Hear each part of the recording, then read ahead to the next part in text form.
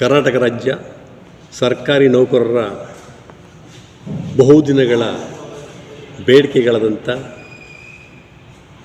7ನೇ ವೇತನ ಜಾರಿಗೆ ಮಾಡುವುದು, NPS ರದ್ದುಪಡಿಸಿ OPS ಜಾರಿಗೆ ಮಾಡುವುದು, ಆರೋಗ್ಯ ಸಂಜೀವನಿ ಅನುಷ್ಠಾನಗೊಳಿಸುವುದು ಇದು ನೌಕರರ ಬಹು ಬೇಡಿಕೆಗಳಾಗಿತ್ತು.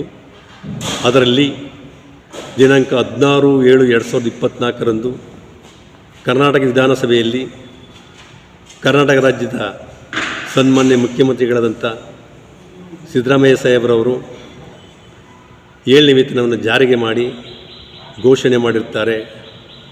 ಅವರಿಗೆ ಮತ್ತು ಉಪಮುಖ್ಯಮಂತ್ರಿಗಳಾದಂಥ ಸನ್ಮಾನ್ಯ ಶ್ರೀ DK ಶಿವಕುಮಾರ್ ಸಾಹೇಬರವರಿಗೆ, ಸಚಿವರಿಗೆ ಮತ್ತು ರಾಜ್ಯಾಧ್ಯಕ್ಷರಂಥ ಸಡಕ್ಷರಿ ಸಾಹೇಬರವರಿಗೆ ಮತ್ತು ಮೈಸೂರು ಜಿಲ್ಲಾ ಶಾಸಕರಿಗೆ, ಸಂಸದರಿಗೆ, ಜಿಲ್ಲಾ ಅಧ್ಯಕ್ಷರಂಥ ಗೋವಿಂದರಾಜ್ ಅವರಿಗೆ, ನಮ್ಮ ಕರ್ನಾಟಕ ರಾಜ್ಯ ಸರ್ಕಾರಿ ನೌಕರರ ಸಂಘ ಮೈಸೂರು ಜಿಲ್ಲೆಯ ಜಿಲ್ಲಾ ಪದಾಧಿಕಾರಿಗಳಿಗೆ ಮತ್ತು ತಾಲೂಕು ಅಧ್ಯಕ್ಷರಿಗೆ, ಮೈಸೂರು ಜಿಲ್ಲೆಯ ಎಲ್ಲ ವೃಂದ ಸಂಘದ ಅಧ್ಯಕ್ಷರುಗಳಿಗೆ, ಪದಾಧಿಕಾರಿಗಳಿಗೆ ಅಭಿನಂದನೆಯನ್ನು ಸಲ್ಲಿಸುತ್ತಿದ್ದೇನೆ.